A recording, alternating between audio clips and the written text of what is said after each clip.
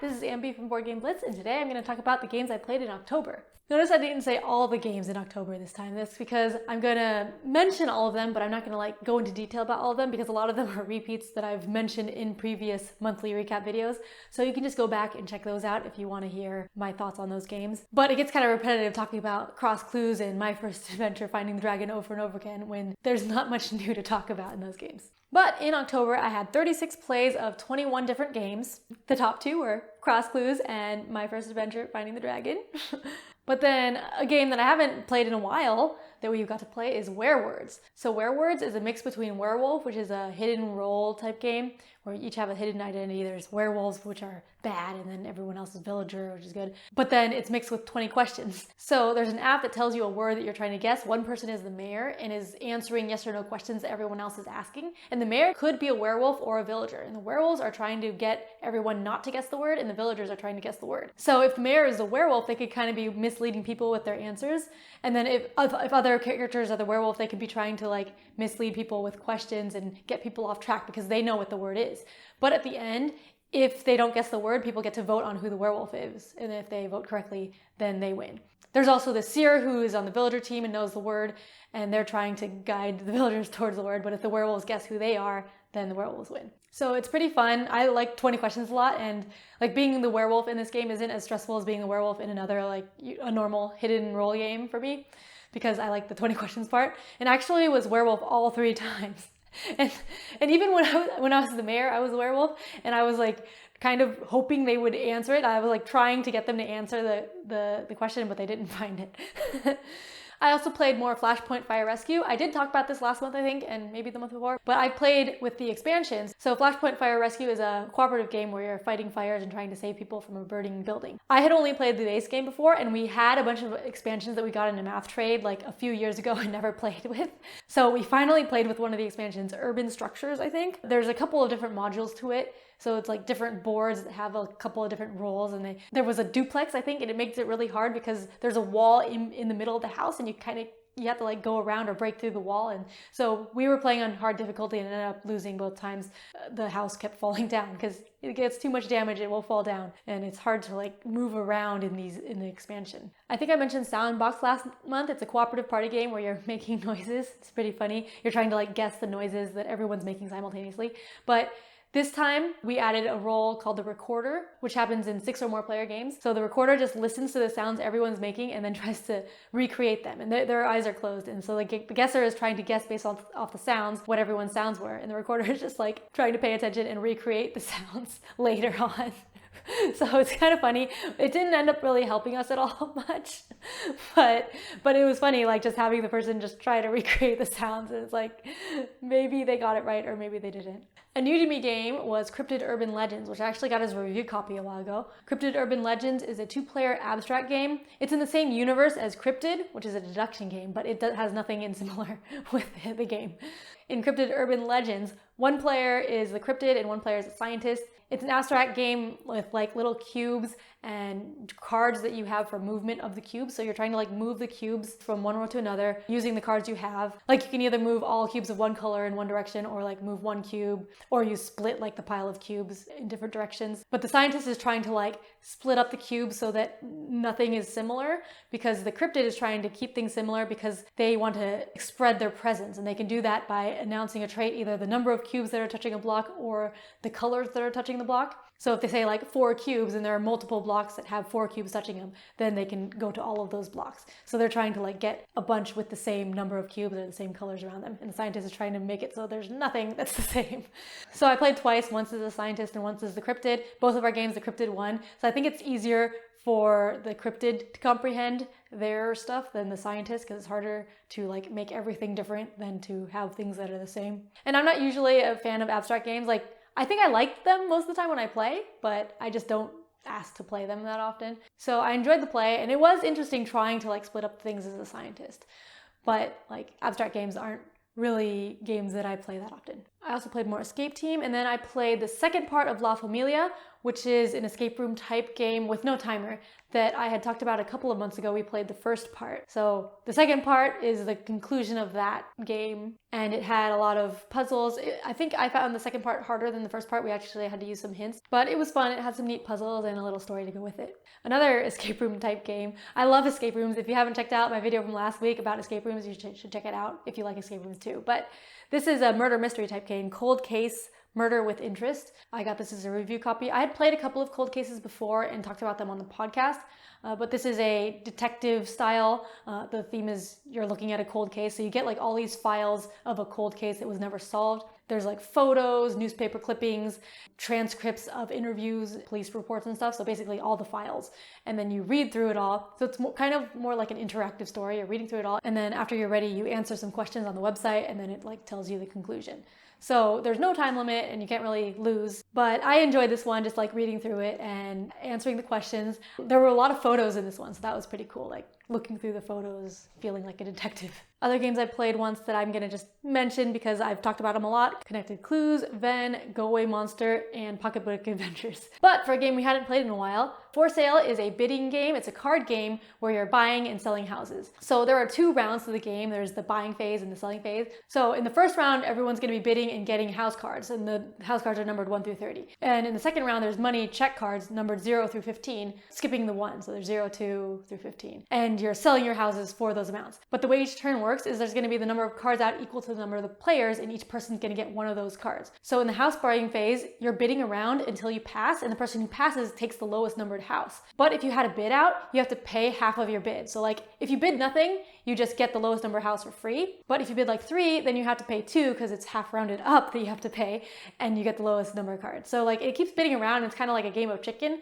And sometimes the distribution is just like the houses are like 10, 11, 12, 13, 14. So then it doesn't really matter taking the lowest one. But then sometimes it's like the house 1 and the house 30 are in the same turn. So like everyone's bidding because they don't want to get that one, but then someone's going to have to take it. And then similarly in the house selling part, you have your hand of cards, and then everyone's going to play one house face down, and there's going to be like the 5 checks that are out. Everyone reveals their house simultaneously, and the lowest one gets the lowest check and the highest one gets the highest check. So if the checks are all like very close together, then people can throw away their low cards and like get something good for their one house.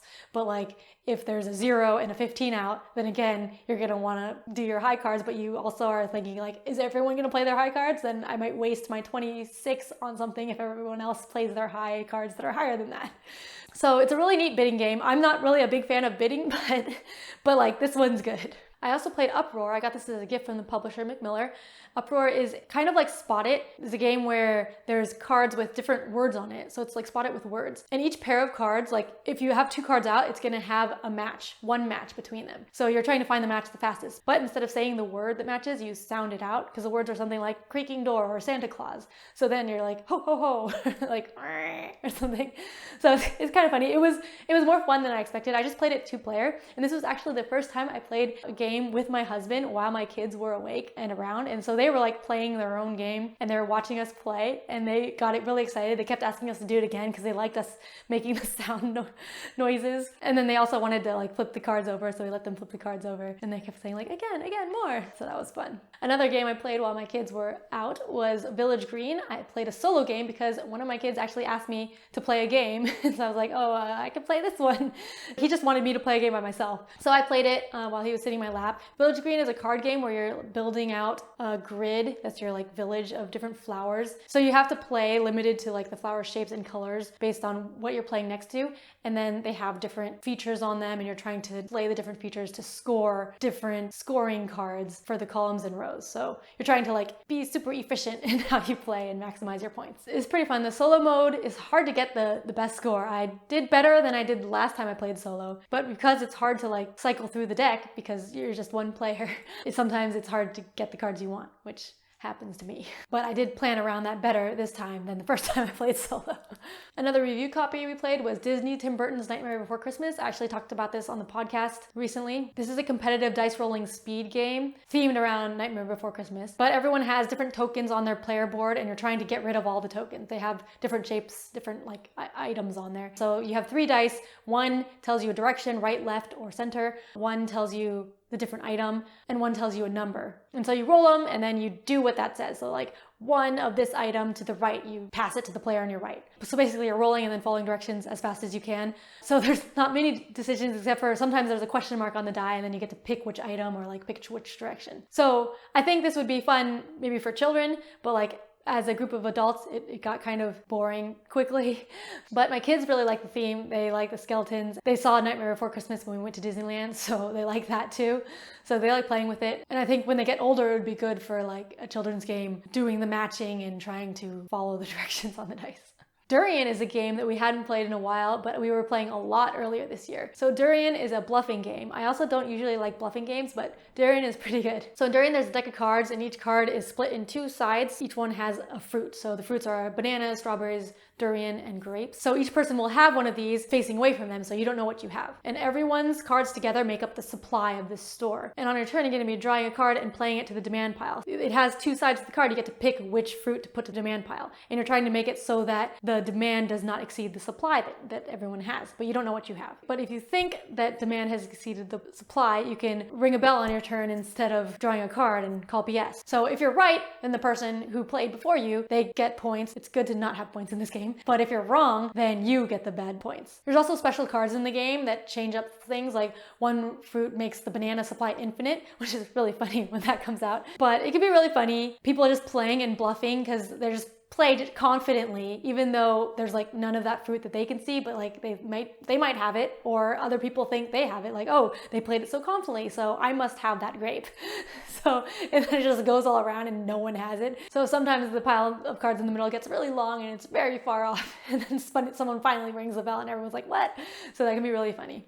We got a new party game called Stay Cool, which I think Crystal had mentioned on the podcast before, and I had it on my want to playlist because it is a real-time multitasking game. This is a competitive game, but it's like a trivia multitasking real-time game. On your turn, you're going to be answering 2 different sets of questions. So someone on your left is asking you questions and you're answering them verbally, while someone on your right is asking you questions and you're answering them by like spilling them out with these dice. And you're trying to answer as many questions as possible, but you want to answer questions from both of them because like you multiply the scores together. While this is happening, someone else is flipping this 30-second timer over, and you get 4 of those timers, like I guess 3 flips, to answer as many questions as you can. But in the second round, you have to tell the person who's flipping the timer to flip the timer. I forgot to do this.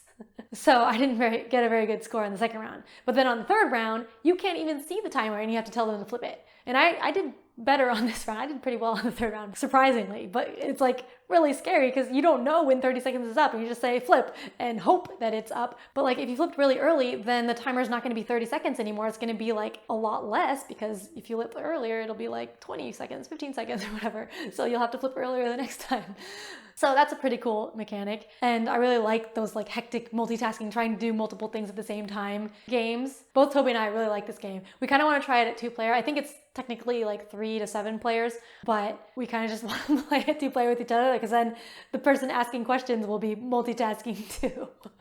One game I love a lot that I hadn't played in a while is The Mind. I played this just 2-player while we were waiting for some other people. Since we haven't played in a while, my friend and I were like way off sync and we lost pretty quickly. But The Mind is a cooperative card game where you're trying to play cards in order, but you can't communicate at all. No talking. So like you have a card and then you're just like trying to play it based on the timing and hesitation and stuff. So like as you play with the same people over and over again, you kind of like get in sync, but we were out of sync.